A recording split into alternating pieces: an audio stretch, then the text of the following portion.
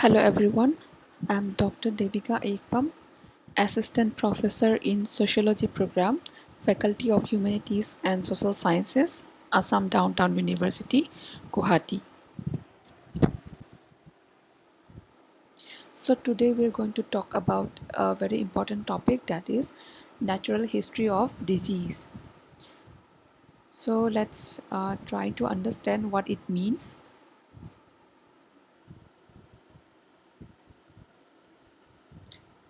Okay, before going to the natural history of disease, let's try to understand what is disease first.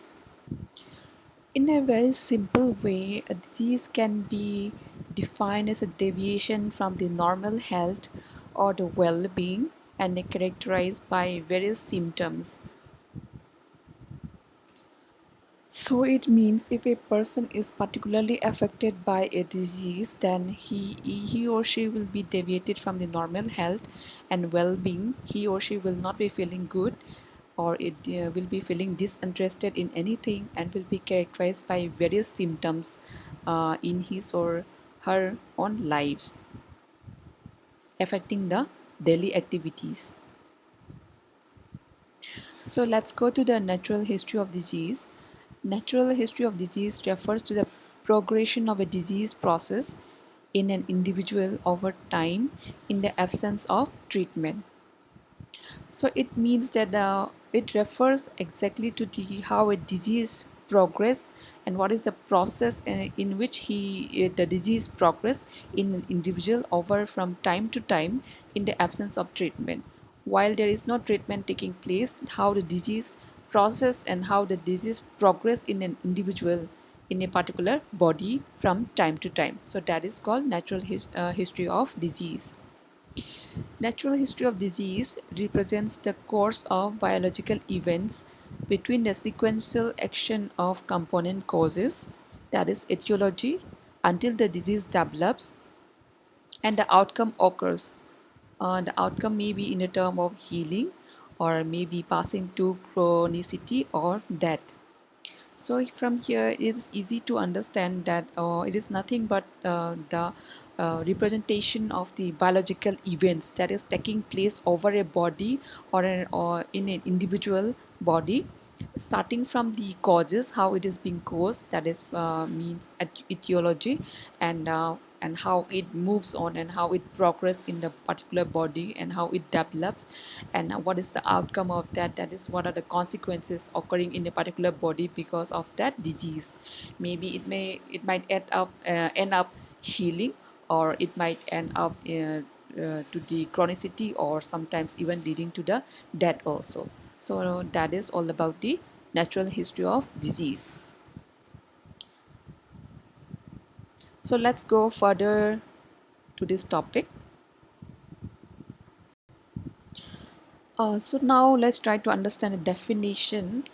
Posada de la Paz and his colleagues defined the natural history of a disease as the natural course of a disease from the time immediately prior to its inception, progressing through its pre-symptomatic phase and different clinical stages to the point where it has ended and the patient is either cured, chronically disabled, or dead without external intervention.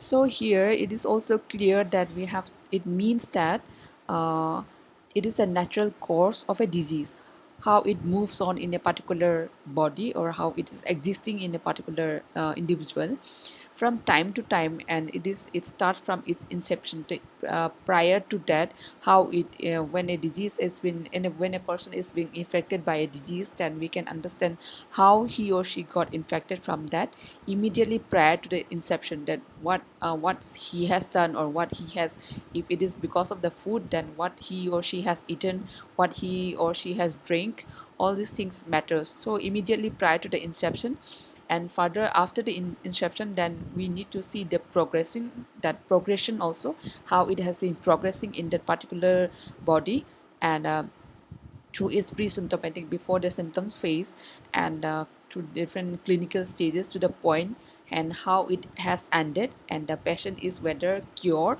or healed, or whether it is chronically disabled, or whether it leads to death. And that is, all these things were going to be studied without the external intervention. So that is all about the natural history of a disease according to Posada de La Paz and his colleagues. So here by natural course, they mean that no external intervention is applied. That might change this pathway from health to disease to expression. Possible intervention include preventative health measures designed to stop or delay disease initiation, and treatment for symptoms that is designed to change or delay the expression of a disease.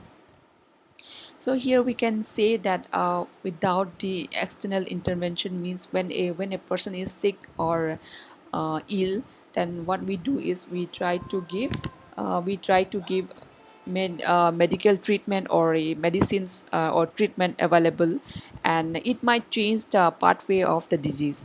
So here the natural course means we should not give any external intervention in this particular that one aspects, and we have to see how it moves from one stage to another stage without any external intervention. So here we can it means that the preventative it talks about the preventative health measures. When it comes to the possible intervention, it means the preventative health measures, and it might stop if we are sick, and if we're having fever and all, then if we started taking antibiotic, it might change stop or delay the disease initiation. So that is changing the natural course of the disease. So and it might also like it might cure the disease itself if we take any medicine or a treatment, then that is affecting the natural course of the disease.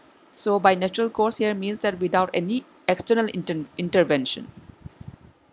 So this is the definition provided by the Posada de la Paz. Next, let's see the perspective here. The interest of medicine to know the natural evolution of each disease is to discover the different stages and components of the pathological process, to can intervene as early as possible and change the course of the disease in order to avoid the deterioration of health. So for treatment and providing medicine, we need to understand what is the natural evolution, how a disease is being evolved in a particular body or organism, and how it goes through the different stages. To solve a problem or to heal a particular disease or any sickness, we need to find out the possible causes. We need to find out the different stages existing in that particular disease, and what are the components that is affecting the disease in that process, so that we can find out the treatment and we can find out the possible um, solution to intervene as early as possible. So the first thing for the medicine, the first interest is to find out the natural evolution. So natural history of disease is very important to understand in order to get in order to find out the treatment for that, or in order to get the cure for that particular disease.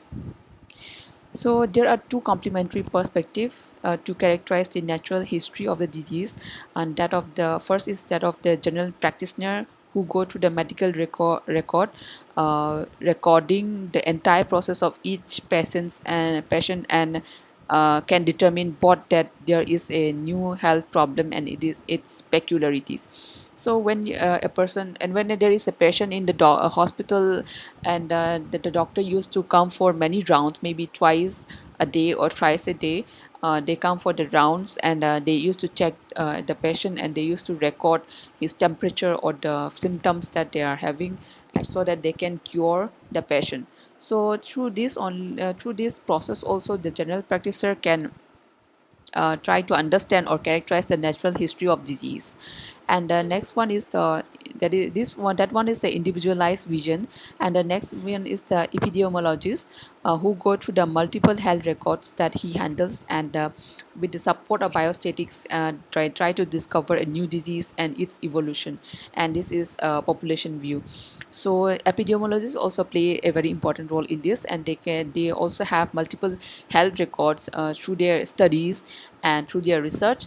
And from that, they, with the use of the statistics, or with the support of statistics, they try to discover the disease, or they try to understand the evolution and the process of the disease.